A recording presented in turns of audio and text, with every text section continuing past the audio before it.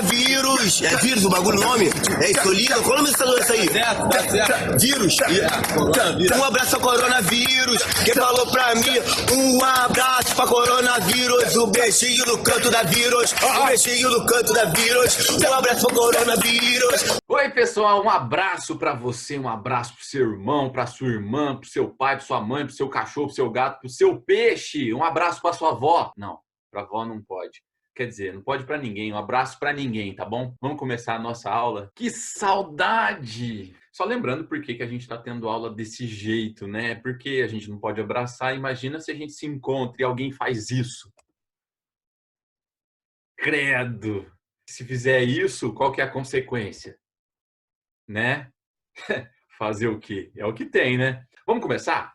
O tema da aula de hoje é Sócrates e os sofistas. Bem, há 248 dias atrás, na aula passada, a gente estava estudando justamente sobre os desafios da democracia, principalmente no contexto ateniense, mas também no nosso contexto. Eu levei na sala um vídeo que quem não assistiu pode procurar, esse que está aqui ó, no cantinho.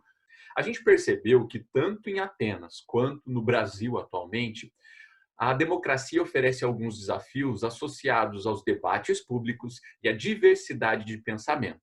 E para isso, no ambiente público, várias pessoas desenvolveram uma série de técnicas de convencimento. E a gente estava observando justamente nesse vídeo como o Maluf é um malandrão nesse aspecto, porque ele se preparou justamente para defender a ideia de que as pessoas não deveriam fumar em restaurantes. Como que dá para perceber que ele se deparou? Porque no vídeo dá para a gente ver certinho o seguinte, que ele usa as leis já existentes, ele busca exemplos de outros países, pesquisas científicas, notícias, tudo para convencer as pessoas de que o pensamento dele é o correto. Eu até acredito naquilo que o Maluf está colocando nesse vídeo, mas o importante nesse momento é a gente perceber as técnicas usadas durante o discurso. Ele usa também a lógica para falar sobre o número de mortos, sobre as leis que possam ser oferecidas em relação à liberdade, ao cerceamento da liberdade. E quando ele começa a ter uma série de dificuldades em convencer as pessoas de que ele está correto, ele passa a brigar com os indivíduos que compõem o ambiente ali da entrevista. Bem, deixando de lado a ideia da defesa da proibição de cigarro, a gente percebe que da mesma forma que o Maluf usou de técnicas de convencimento, no passado, lá em Atenas, os sofistas faziam o mesmo. Sofistas não são filósofos. Sofistas são pensadores, sábios da época, que se organizavam para ensinar às pessoas, tá, o famoso arete. Só toma um pouco de cuidado que arete não quer dizer, sei lá, uma música de axé. Arete, senhores e senhoritas, é virtude. Arete era a virtude, a arte de convencimento dos indivíduos de que o seu pensamento é o pensamento correto, por meio da retórica, por meio da oratória, ou seja, por meio do poder do convencimento com bons argumentos e da oratória, que é o falar em público, os sofistas, eles ensinavam às pessoas estratégias de argumentação. Tudo isso era, vendido. As pessoas pagavam para que os sofistas ou ensinassem o arete, essa virtude de convencimento, ou, no caso, lutassem pelas suas ideias no ambiente público, o ambiente da ágora, que era o ambiente da democracia ateniense. Dois principais sofistas se destacam nesse momento. O Protágoras, que dizia que o homem é a medida de todas as coisas. Nós temos vários indivíduos, portanto, vários homens e mulheres, ok? E cada uma dessas pessoas acaba medindo o mundo, ou seja, avaliando o mundo de uma forma diferente. Diante disso, as mesmas coisas que existem no mundo são medidas e avaliadas de formas diferentes pelos seres humanos.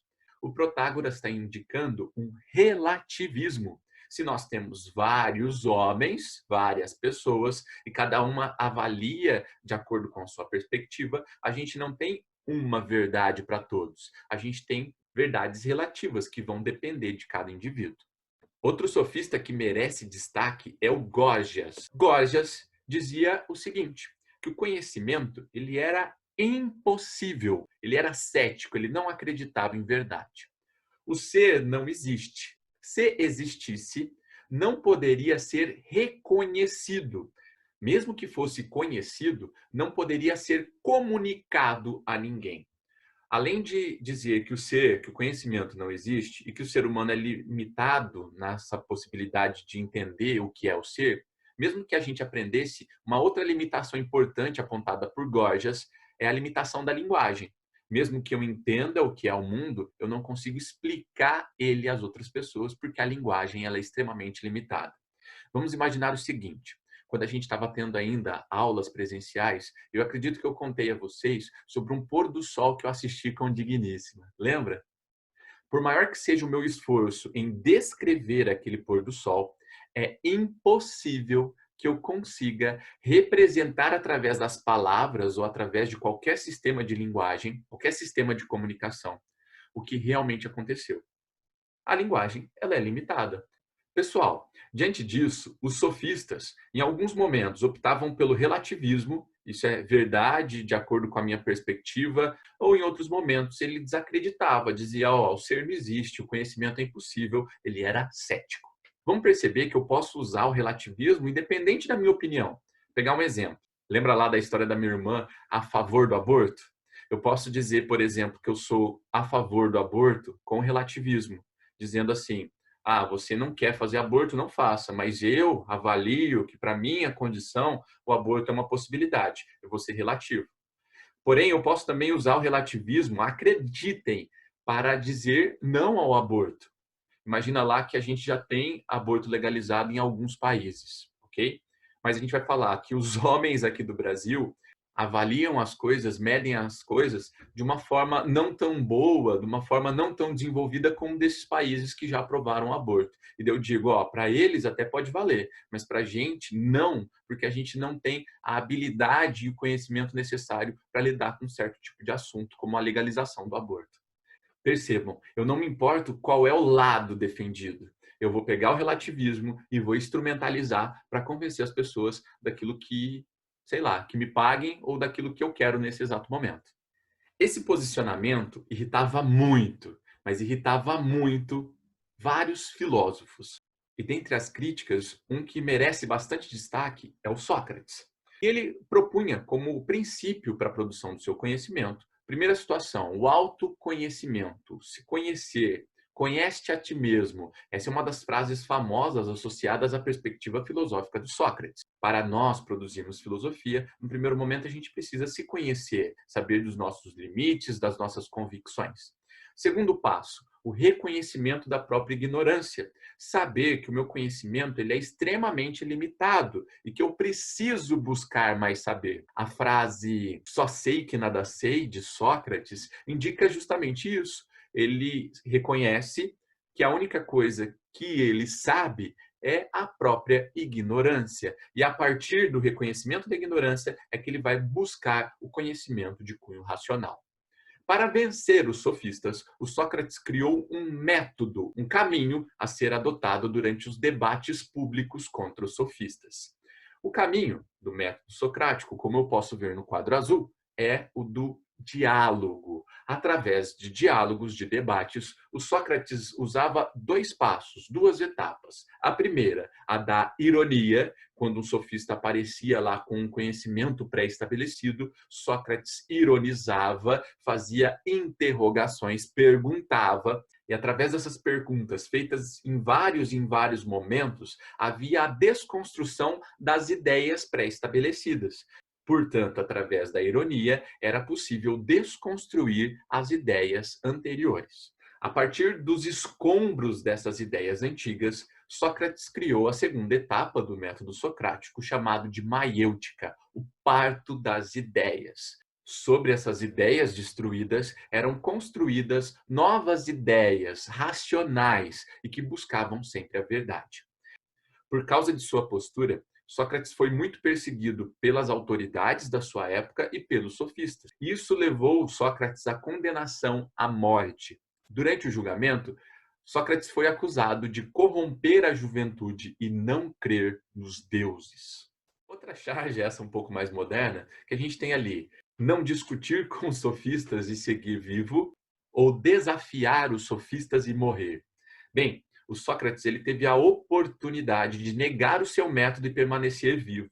Mas, através de relatos de pessoas que viveram esse momento junto com Sócrates, disseram que ele preferiu não negar o seu método e morrer do que negar esse método e permanecer vivo. E aí, o que você faria no lugar? Vamos praticar rapidamente? Enem 2015. Trasímaco estava impaciente porque Sócrates e seus amigos presumiam que a justiça era algo real e importante. Trasímaco negava isso. Em seu entender, as pessoas acreditavam no certo e no errado apenas por terem sido enganadas a obedecer às regras da sua sociedade. No entanto, essas regras não passavam de invenções humanas. Esse texto fala justamente sobre o momento de julgamento do Sócrates, tá? Em que Sócrates ele não nega o seu método e assume a punição, mesmo considerando ela injusta. No texto é estabelecido a diferença entre dois pensamentos. Sócrates, de que a justiça era algo real e importante, a justiça seria, no caso, o julgamento, ali aquele ambiente, apesar de ser injusto, era algo real e importante, tá? E Trasímaco, que negava isso e sustentava que as pessoas acreditavam no certo e no errado apenas por terem sido enganadas a obedecer às regras da sua sociedade. Diante disso, o sofista Trasímaco, personagem imortalizado no diálogo A República de Platão, sustentava a correlação entre justiça e ética é resultado de... Então vamos lá. De acordo com Trasímaco, a relação entre justiça e ética é resultado do quê? Letra A, determinações biológicas? Não. B, verdades objetivas com fundamento anterior aos interesses sociais? O texto está falando que as pessoas acreditam que é certo e que é errado apenas por terem sido enganadas com regras sociais. Ou seja, a letra B não é verdade porque essas verdades objetivas, de acordo com a letra B, seriam anteriores aos interesses sociais. E não é isso que o Trasímaco acredita. Letra C, mandamentos divinos inquestionáveis legados das tradições antigas. Não tem isso no texto. Letra D, convenções sociais resultantes de interesses humanos contingentes. Correto. Letra D. Pessoal, e de tarefa de casa, eu gostaria que vocês fizessem a página 58, exercício 1, 2, 3 e 4, e na página 62, só o exercício de número 7. Estou inteiramente à disposição de vocês. Qualquer dúvida é só chamar, só chama que eu vou, beleza? E na próxima aula, Platão. Fiquem bem, se cuidem e qualquer coisa é só dar um grito. Falou!